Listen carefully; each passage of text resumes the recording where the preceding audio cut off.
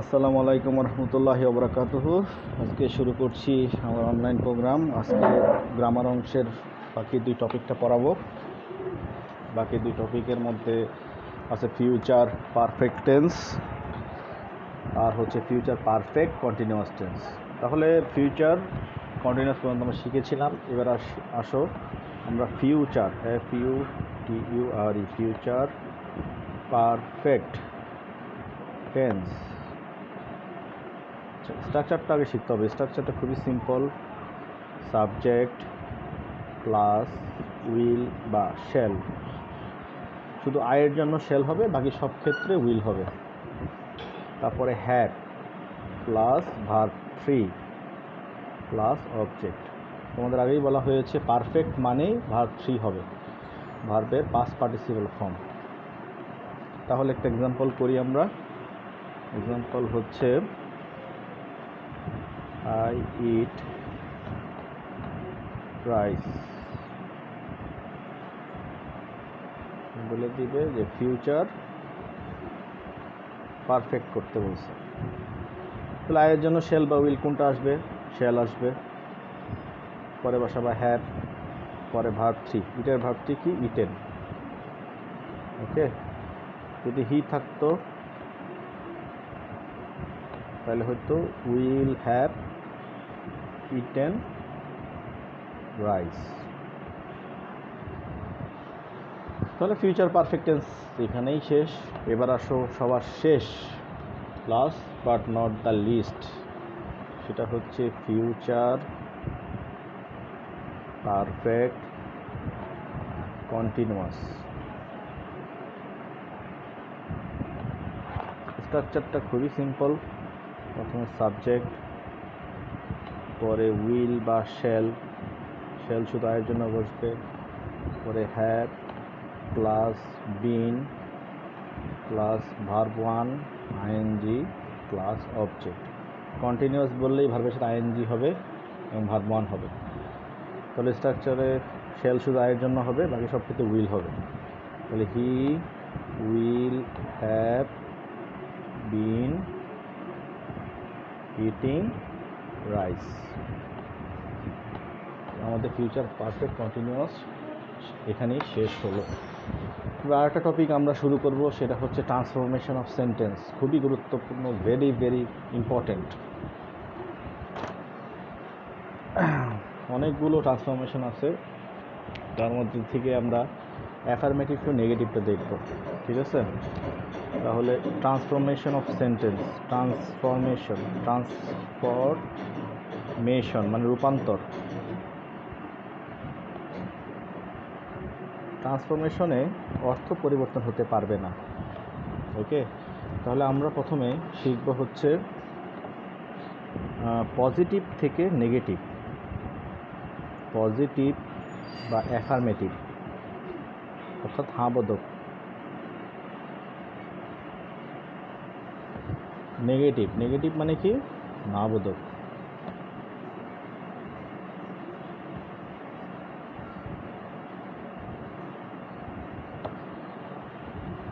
Affirmative মানে হ্যাঁ, negative মানে না। যে কয়েকটা রুল আছে, দেখো। রুল নাম্বার 1, রুল নাম্বার 1 এটা হচ্ছে অনলি থাকলে,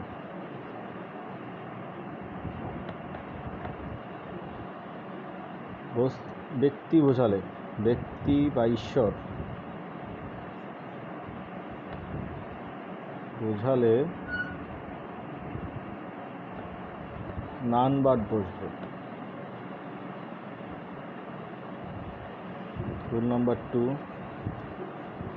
বস্তু বোঝালে, বস্তু বা জিনিস বোঝালে নাথিং বাট বসবে।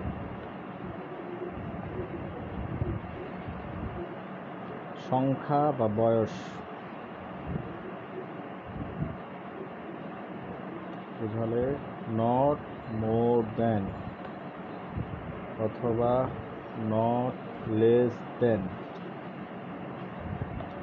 দেন মানে কি? THAN। ঠিক আছে? LESS। তাহলে আসো আমরা এক্সাম্পলে চলে যাই।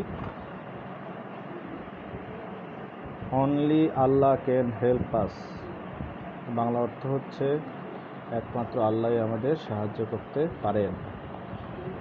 এটাকে এভাবে ব্র্যাকেটে NEG বা নেগেটিভ লেখা থাকবে, এটা দেখেই বুঝতে হবে তোমাকে নেগেটিভ করতে হবে। তাহলে দেখো অনলির পরে আল্লাহ আছে, আল্লাহ কি? ঈশ্বর।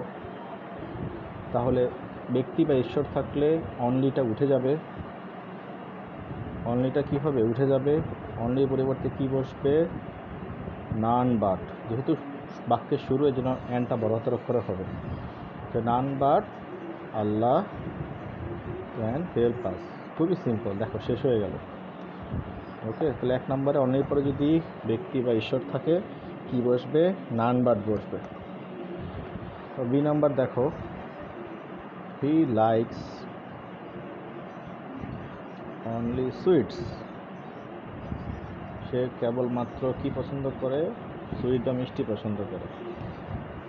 তাহলে এটা যখন আমরা নেগেটিভ করব তখন অনলির পরে দেখব কি আছে? সুইটস। তো সুইট হচ্ছে ব্যক্তি না, সুইট হচ্ছে বস্তু। তো বস্তু যখন থাকবে তখন কি বসবে? তখন বসবে হচ্ছে nothing but. He likes nothing but sweets. একমাত্র অনলিটা চেঞ্জ হবে, নাথিং বাট হবে, বাকি সব কিছু একই থাকবে। বুঝা গেছে? অনলির পরে বস্তু আছে, এর জন্য কী হবে? Nothing but. পরে যেমন কিছু আছে সব কিছু কী হবে? সেম থাকবে। যেহেতু এখানে বাক্যের মাঝখানে যে এনটা ছোট হাতের অক্ষরে হবে, ঠিক আছে? হি ইজ অনলি 17, এখানে অনলির পরে আছে সংখ্যা, এইভাবে লেখা থাকতে পারে he is only 17 years old. সংখ্যা আছে, এজন্য কি আনতে হবে? নট মোর দেন অথবা নট লেস দেন, যে কোনো একটা আনলেই হবে। তাহলে কি হবে দেখো, হি ইজ নট মোর দেন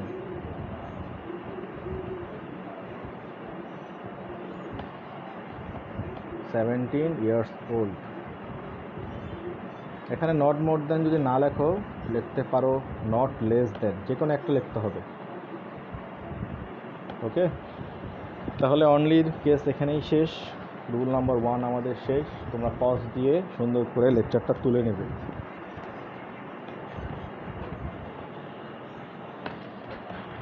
এবার আসো রুল নাম্বার 2।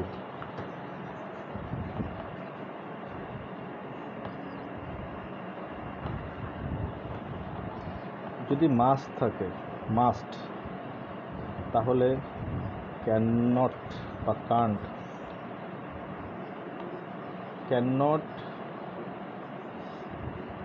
বাট বা কান্ট বাট, অথবা ক্যান নট হেল্প অথবা can't help.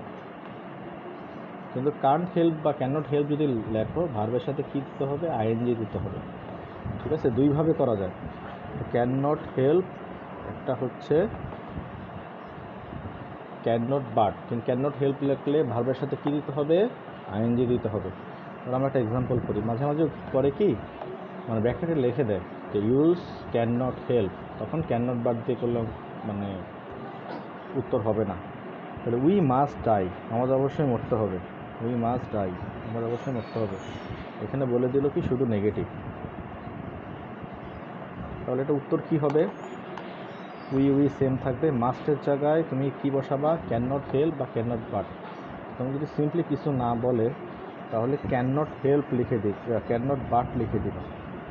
Can not but die. কী হলো? মাস্টার জায়গায় কী বসলো? ক্যান নট বাট, বাকি যা যেখানে আছে সেম থাকবে।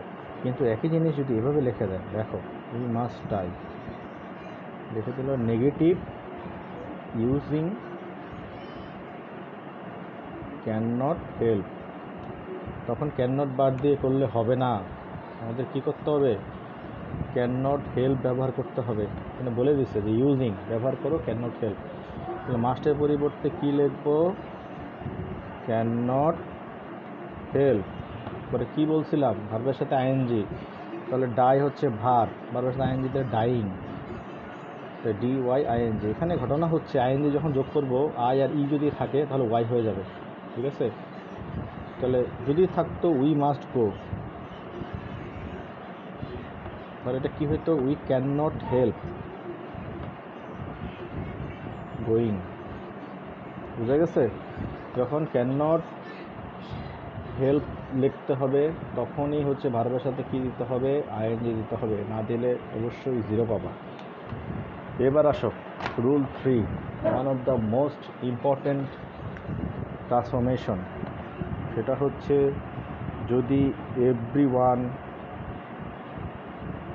অথবা এভরির সাথে অন্য কিছু থাকে,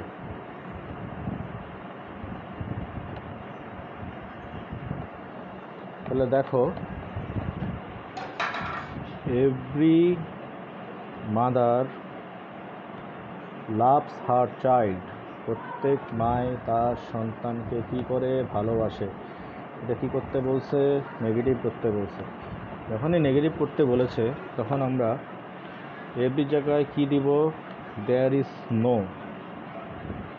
এভরি জায়গায় কী দিব? There is no. পরে এভরির সাথে যা থাকবে কী আছে? মাদার আছে, তো সেটা বসবে, দেয়ার ইজ নো মাদার, ঠিক আছে? তারপর কী দিব? বাট দেব, তারপর যা আছে তা বসায় দিব, লাভস হার চাইল্ড। তাহলে স্ট্রাকচারটা কি হবে? স্ট্রাকচারটা হবে দেয়ার ইজ নো। ইজ বা ওয়াস, ওয়াস কখন হবে? যদি ভার্ব টু থাকে, মানে every mother loved her child, তখন ওয়াস দিতে হবে। বা এভরি ওয়ান ওয়েন্ট দেয়ার, তখন কী দিতে হবে? ওয়াস দিতে হবে। পাস্ট টেন্সে থাকলে ওয়াস দিতে হবে, প্রেজেন্ট টেন্সে থাকলে ইজ দিতে হবে। ওকে, তাহলে দেয়ার ইজ বা ওয়াস নো প্লাস এভরির সাথে ওয়ার্ড, এভরির সাথে শব্দ প্লাস বাট প্লাস হচ্ছে বাকি অংশ, এটা হচ্ছে স্ট্রাকচার। তো দেয়ার ইজ বা ওয়াস নো প্লাস এভরির সাথে ওয়ার্ড প্লাস বাট প্লাস হচ্ছে কি? বাকি অংশ। এখন যদি এভরি ওয়ান থাকে তাহলে every one loves a flower, প্রত্যেকেই বা প্রত্যেক মানুষই একটি ফুলকে ভালোবাসে। নেগেটিভ করতে বলছে, তাহলে কী হবে? দেয়ার ইজ নো বসলো। তাহলে এখানে ঘটনা আছে নো ওয়ান, নো ওয়ানের বদলে কি হয়ে যাবে? নান, মানে নো প্লাস ওয়ান হয়ে যাবে কি? নান। তো হচ্ছে নান বাদ দিয়ে যা আছে তা, লাভস এ ফ্লাওয়ার। বুঝতে পেরেছো? নো ওয়ান মানে কি? নান। নো প্লাস ওয়ান হয়ে যাবে হচ্ছে নান, বা তুমি যদি নো ওয়ানও লেখো তাও শুদ্ধ হবে। দেয়ার ইজ নো ওয়ান বা there is none but loves a flower. এখন যদি এভাবে থাকে এভরি বডি ওয়েন্ট দেয়ার, প্রত্যেকেই সেখানে গিয়েছিল, তাহলে ওয়েন্ট এটা হচ্ছে ভার্ব টু, তাহলে কি হবে? দেয়ার ইজ হবে না দেয়ার ওয়াজ হবে? অবশ্যই দেয়ার ওয়াজ হবে। There was no body but went there. তাহলে আজকের লেকচার এই পর্যন্তই। তোমরা সুন্দর করে লেকচারগুলো তুলবে আর সবাই স্বাস্থ্যবিধি মেনে চলবে। আল্লাহর কাছে প্রার্থনা করবে আল্লাহ যেন আমাদের মাহে রমজানে আমাদেরকে সকল দুঃখ কষ্ট ভুলিয়ে সুন্দর করে বাঁচার তৌফিক দান করুক। আমিন। আসসালামু আলাইকুম রহমতুল্লাহ।